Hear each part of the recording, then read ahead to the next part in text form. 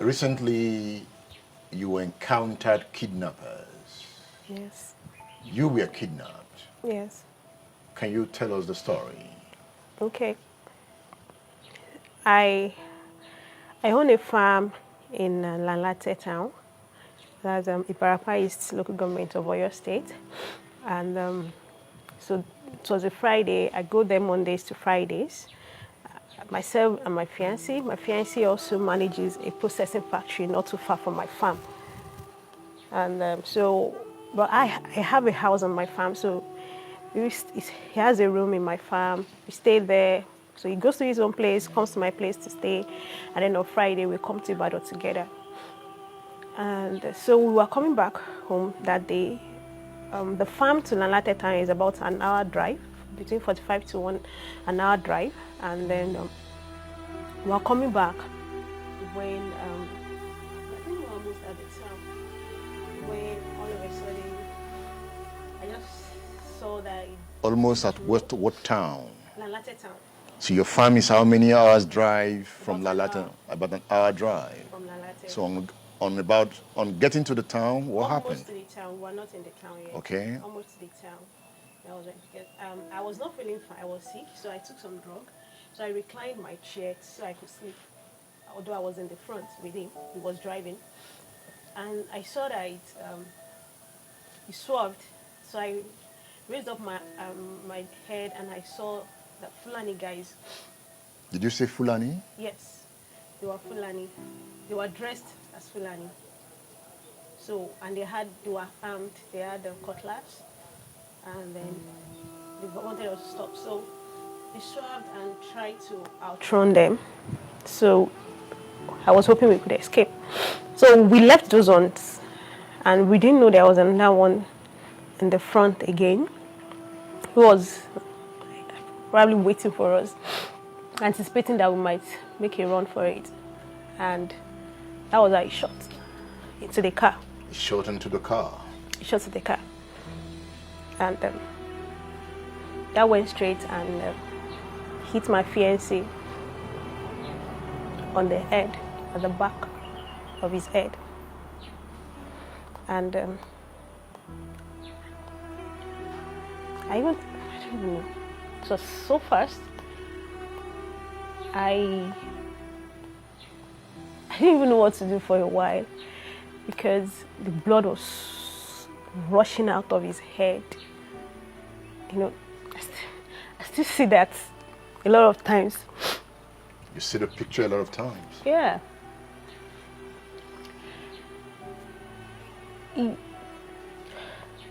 When the bullet struck him, Yeah. what did you do? Yeah. I was trying to see if I could save him, if I could apply pressure to stop the blood from flowing. Did the blood stop flowing? I couldn't even do that because I noticed the car was about to, it lost control. So I noticed the car was about to hit a tree. So I decided to put it in. The car was still in motion. It was still in motion, but it already swerved to the bush because it was a forest, like the middle of the forest. So I got the car to stop. And before I could do anything for him, they already met up with us. So they opened the car and pulled me out. How many of them? 4 of them. There were 4 of them. So they pulled me out. They were angry because we did not stop. And then they tried, they were angry. So one of them even wanted to machete me that, why didn't you stop? Did you want to hit them? You know. So I was... Were they speaking English? You know Yoruba? Were they speaking Yoruba? Yeah, but, you know, it wasn't a smooth Yoruba because it's not their language, obviously. So they started shouting for me and all that. So... As they were shouting, what did you do? I was still in shock about the shot. So I was just saying, Jesus, Jesus. And then by the time they pulled me out, you know, kicking me and all, I was just, okay, I started begging them and all. So did they see that your boyfriend was going through pain? They didn't even... They didn't pause. I know they saw it. They didn't, but they didn't. That did not stop them. They didn't pause to even look at him. No attempts to even help him? No, nothing. They were more interested in you? In me, getting me and all. They didn't even pause. Just pulled me out, and I was just begging them. And so they got me and then took me into the bush and told me to start running. So after a while, they asked me to bring my hand and tied a rope on my hand. So there was one in the front, one was using the rope to pull my hand. There was another one at the back that was hitting me anytime I slowed down, because I guess they wanted to leave the scene as soon as possible. This time you guys were in the forest? We were in the forest. Running in the forest? Running in the forest, yeah. So we just kept on running and running and running. And anytime I slowed down, walking or running? we were running. They wanted to leave that place as soon as possible. I think that's the reason. So they didn't even allow me to slow down. I told them I wasn't feeling fine. The drug I took, I had catarrh, I had malaria. The drug I took Actifed. So my throat was really dry. At the time I slumped down, they pulled me up again and they were beating me. So I just had to summon that strength to run with them, because I saw they were determined to get out of that place. So when we were running, it was getting late, because I think we left the farm around 4, so it would be around 5 o'clock when that happened. So when it was getting dark, I was asking for water, because I was thirsty with the running and then with the drug I took. At this time it had rained. It had rained? Yes. So when it was raining? We were still running. Still running in the rain? Yeah, we were still running all through. Still running. So I was asking for water. They said there was no water. And then later we just got to a puddle of water, rainwater that was just flowing, and they asked me to drink. I didn't have a choice because I was thirsty. You drank? I had to drink it. I was just praying as I was drinking it that it will not have any bad effects. Around what time did they stop the car? That would be around 5 o'clock. 5 p.m.? 5 p.m., yes. So by the time you were in the forest, it was already getting dark? Yes. Yes. You spent the night in the forest? All through. I think we ran almost all through the night. We ran almost all through the night. It was because for days I was still limping. We ran almost all through the night. No sleep? We got to a place and then we slept. But definitely I couldn't sleep. When you say you slept, how? That means that we were all sitting down to rest.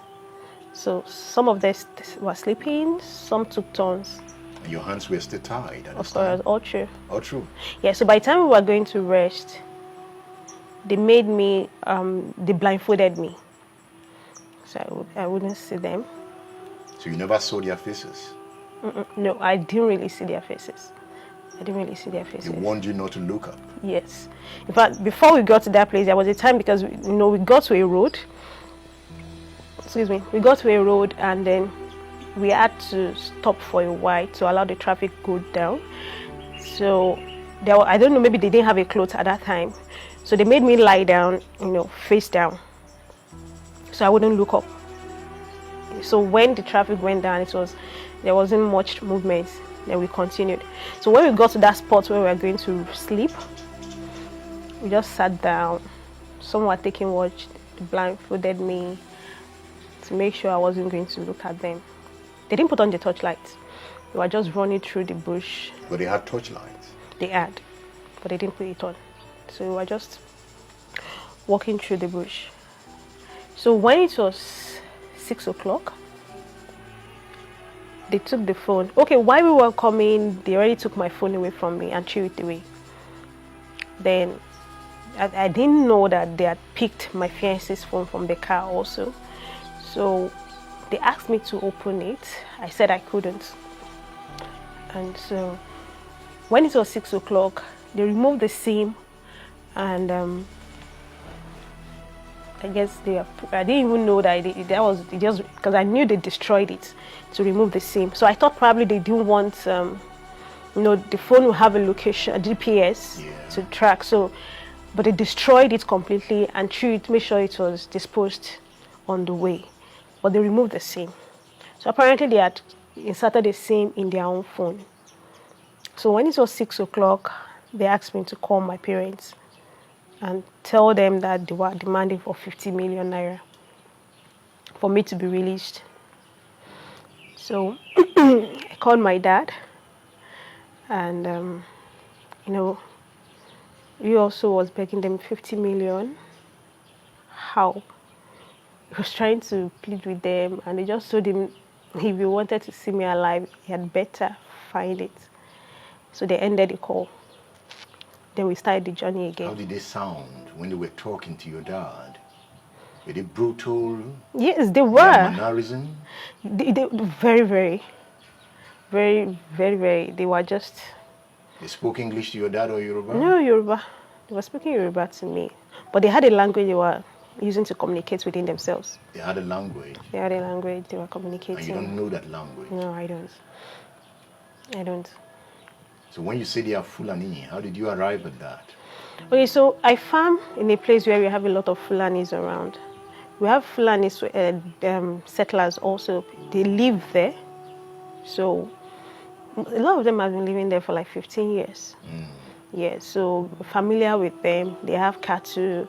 And the only thing we always have issue with is their cattle coming to the farm. And then sometimes we have to take them to the police station. In fact, they just had an agreement. We just made them write an agreement that if they allow their cattle into our farm again, they were going to leave that place permanently. So I'm familiar with them. I mean, you see them around all the time. So that was why, so they were dressed like them, they looked like them. During the process of running in the forest, did you cross a river? Yes. So that morning when we moved again, because they didn't want to stay in a single location, so we started the journey again, and then we were running, and then, it had rained. So the rain started and ended while we were there, no shelter, nothing. So when we got to a particular point, the river was, it was really, really, the current was heavy. And so one of them went through it first. And then, of course, I was shorter than them. So he went there, and then they told me to also come around. I was really scared. How did you walk through that river? Were your hands up? My hands were still tied. My hands were tied as you walked through the river? My hand was still tied. So one of them just held on to that rope in the front and was pulling me, because I was really scared, because it came up to here when we were passing. So we had to go through it, and then so they were pulling me like that to the other side. We got to the other side. Did they beat you in the forest? The only time they beat me was when anytime I slowed down. There was always one at the back. So the one in the front, once I slow down, we just give that command to the one at the back that I was not cooperating. Then that one would just hit me to make me walk faster and run. At a point, did you have any conversation with them in the forest? Did you ask them why they do what they do? Yes. After talking with my dad, they made sure they told him to get the money, and he said, okay, he was trying, he was working on it. So probably knowing that the money was coming got them to kind of relax a little. And because we stopped in more than, like 3 places where we sat down waiting for them to call back or to call them. I was the one that is always calling back because I was really anxious for them. Wanted to leave. Yes. So I was the one doing the calling, actually. And the most time we stay in places where there is no network. So even if they want to, they will not be able to reach us until I ask them to call.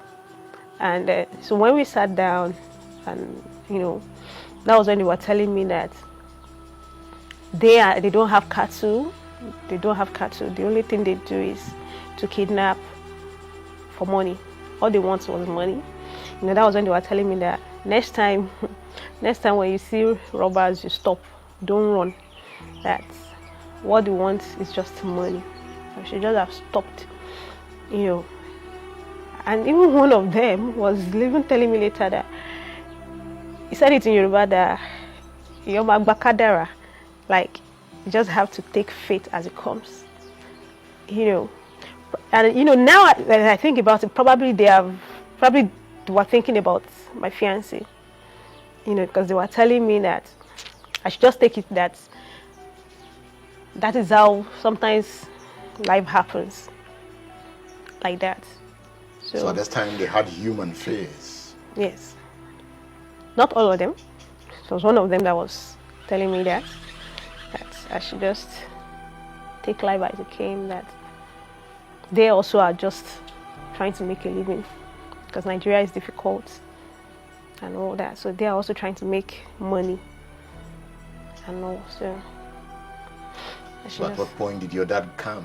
At what point did your dad come into the forest? Yeah, so when it was about 4 o'clock, because they wanted to leave that area. I think there was a time 4 o'clock the next day? Yes, that's 4 p.m., yes. At the time, I think they received a call. They were telling me that, so your parents have alerted the security forces, the vigilante, and all that. The vigilante, they know that the vigilante is looking for them. So I better call them and warn them that if they get anybody involved, they will not see me alive. So I called him at that time and warned him.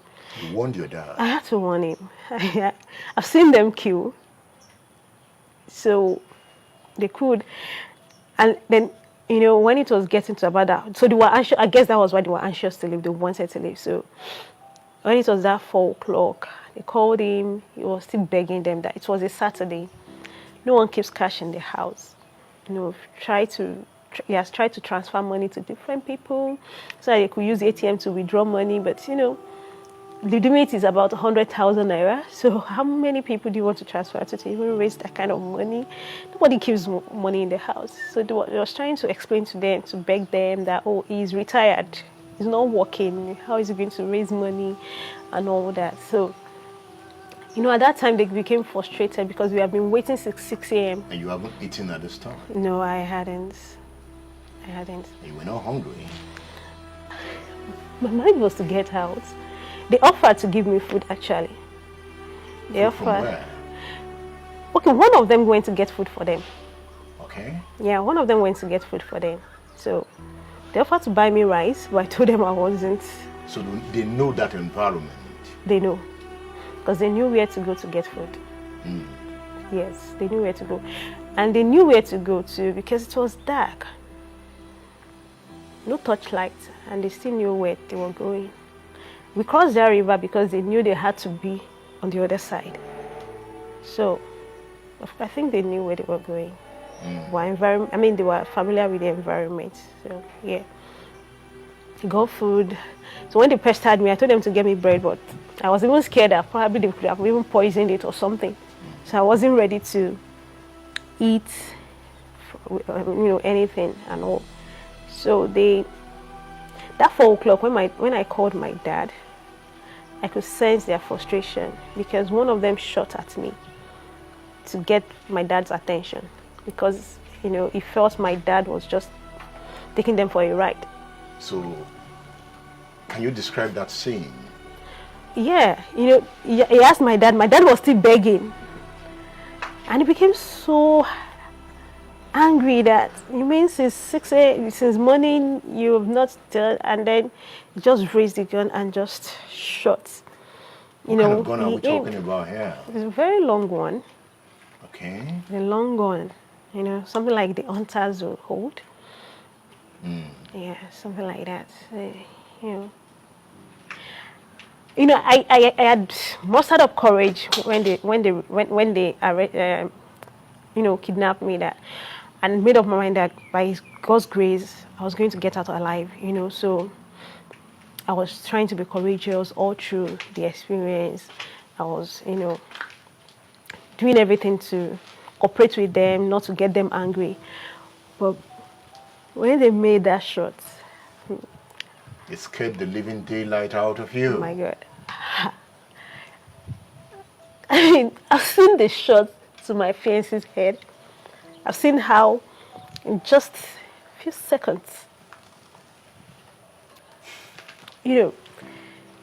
so when they shot at me, it was like, So I've seen what the gun could do. So I was really, really scared at that time. I was begging my dad that, what, anybody just, I was almost like telling him that even if you can go enter the road and just be asking anybody for cash, just try and waste this guy's money, because they were desperate to live at that time.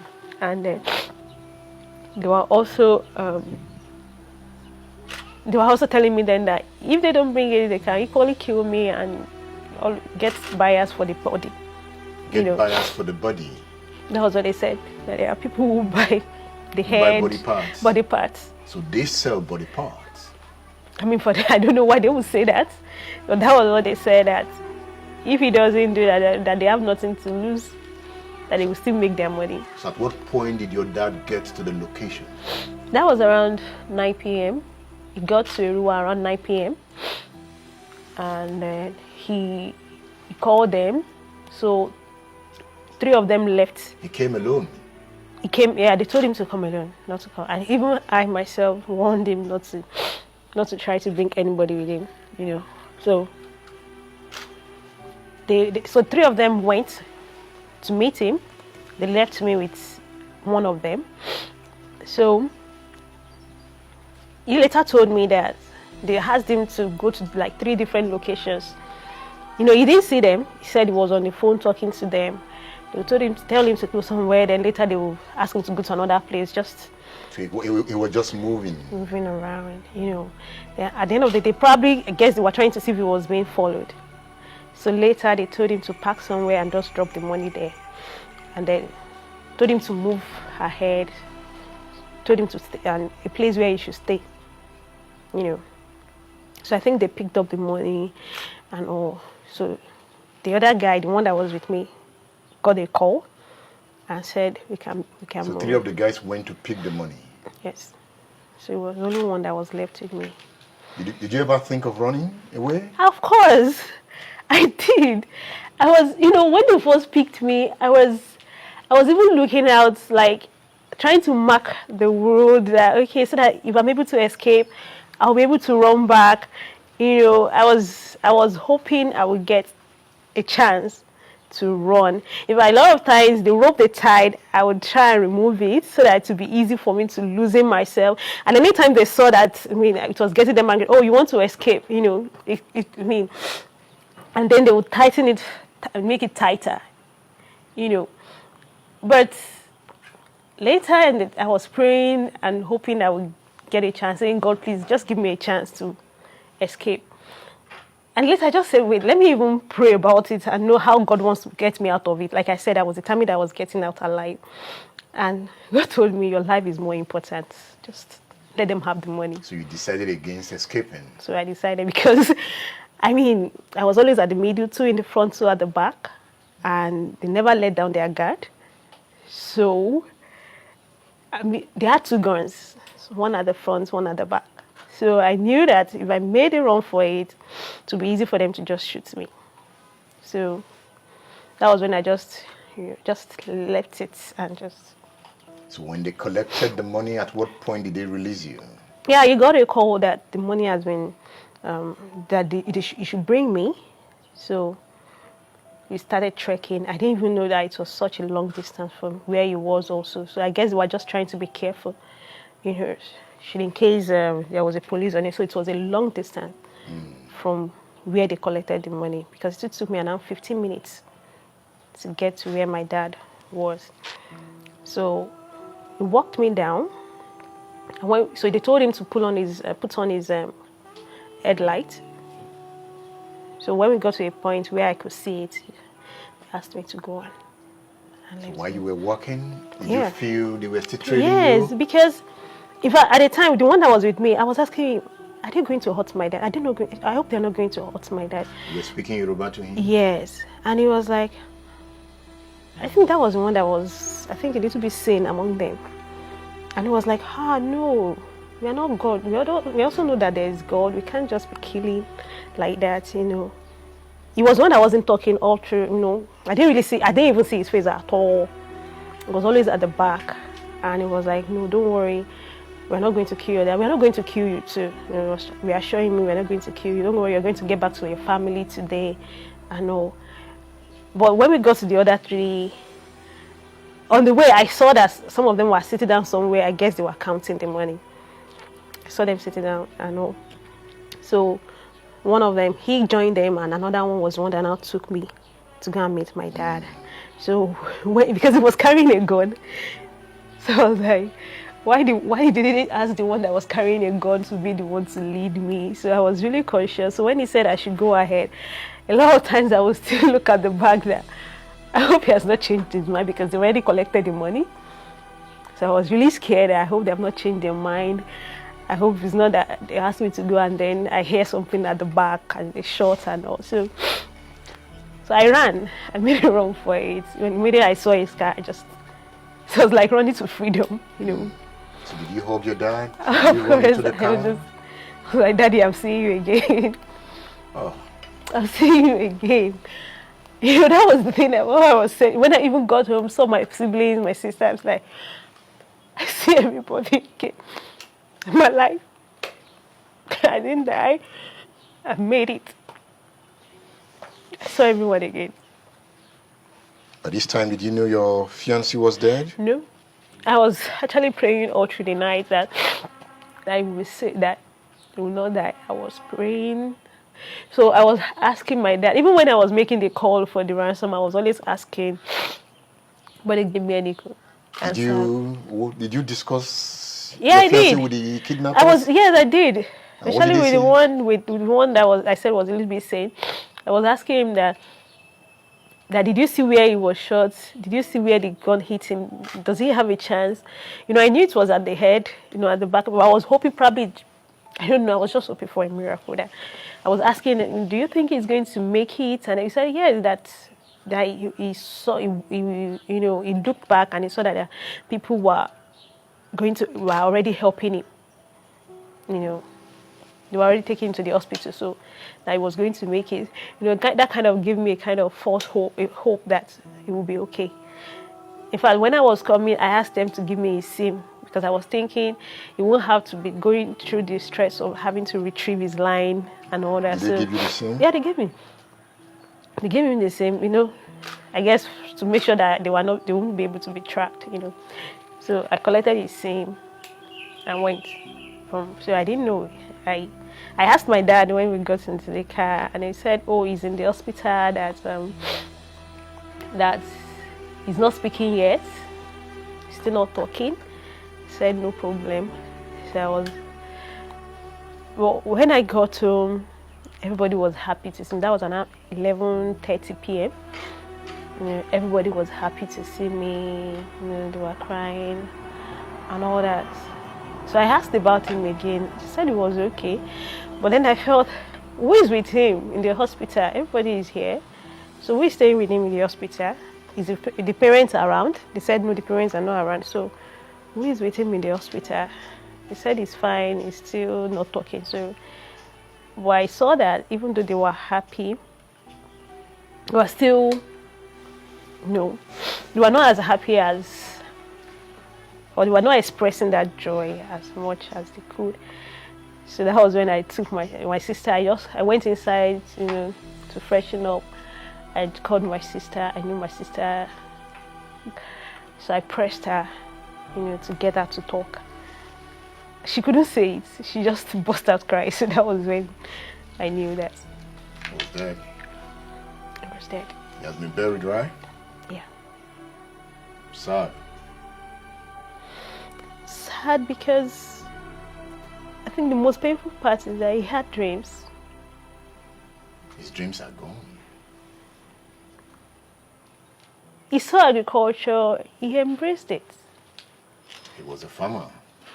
He wasn't until then, until a few months ago. You got him interested in farming?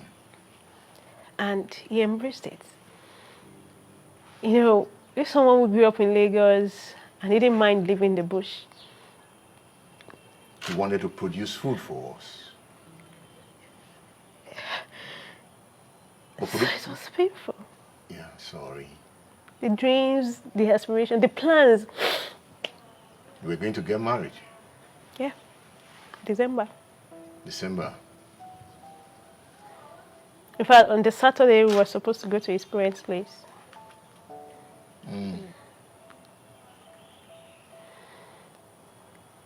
That's the most painful part, really. That for what?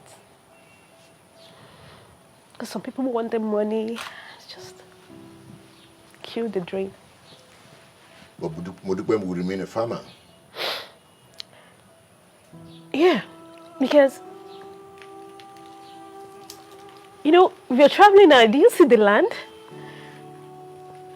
We import a lot of food into this country, a lot. And that was what got me interested. Why do we import when we can produce what we're importing? You're traveling, it's just forest everywhere. It's land.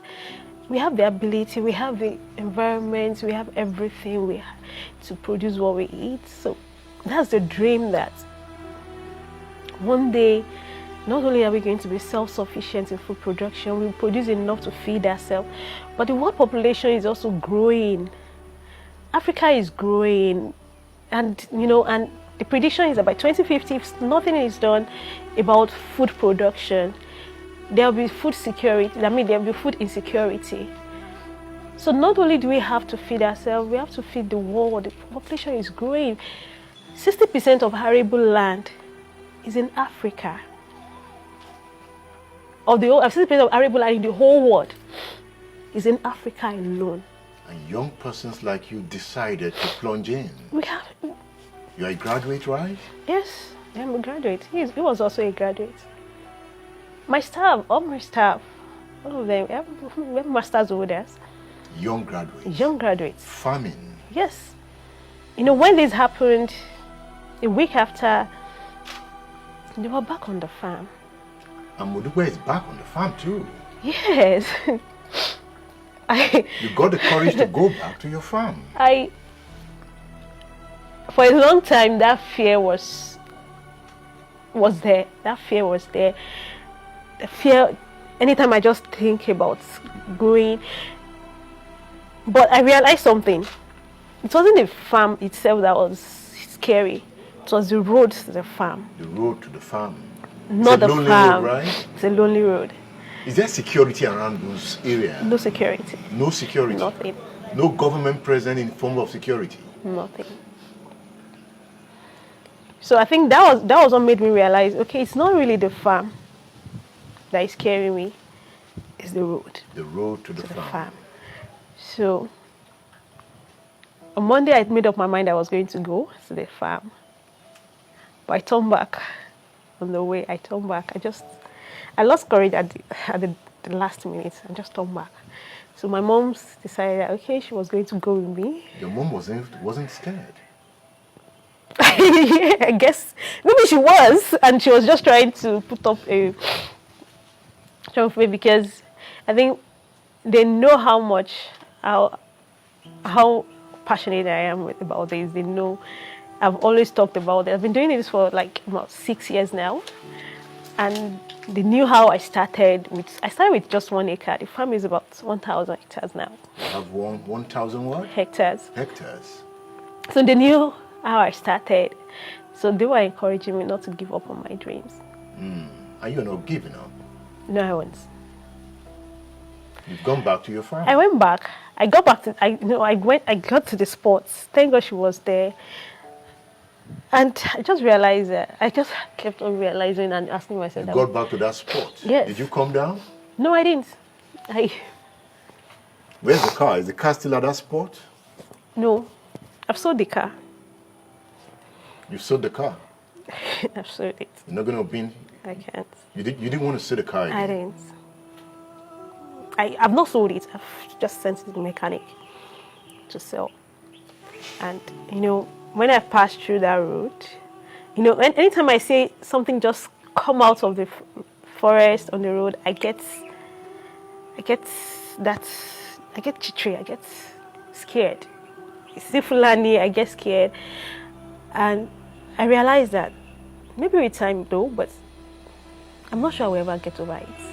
Do you have a message for the governor of the state, Seyi Makinde? Yes. There's so much talk about agriculture, There's a lot of people who are interested in coming into agriculture.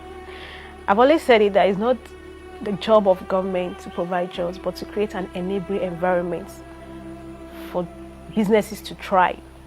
And businesses will create the job. And I think creating an enabling environment, providing security on the road, is a way to create an enabling environment for businesses to thrive. I thank God for the grace of God, the Spirit of God in me that is giving me the courage, because I know that's why I have the courage. Like I said, when I passed and realized I won't get over it, but I'll move on with it. I'll move on. You reported to the police, right? Yeah, I did. So I think governments really need to work on that security. So many people are also interested in coming. A lot of people have abandoned their farms. Did you see they've abandoned their farms? Yes. Why? When you're not sure, yes, I'm back. But do you realize that all through my stay there, I was living in fear. Yes, I was on the farm. I moved around. I was living in constant fear all through. Even when I was coming back, I took longer, scared. And this cannot go on. I have some members of my staff that have not been able to come. Their parents will not release them because they're scared. And I don't blame them. You train up a child, he's a graduate, and then, so I don't blame them. So they really need to do something about the security, because, what gave me the courage to come out is that it happened a few days after to two other people. One from the same town, another in another neighboring town. And I realized that everybody kept quiet. And I realized it's like keeping quiet is putting ourselves under the oppression. I'm like, maybe the government does not know about it. So you need to speak out. We need to speak out. Thank you for speaking out. Thank you. Sorry for the pain. Thank you. Modukwe has spoken out.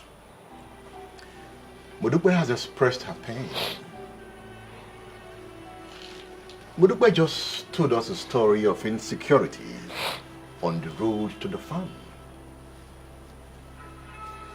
If we abandon the road to the farm, no one will get to the farm. If we don't get to the farm, no one will till the soil.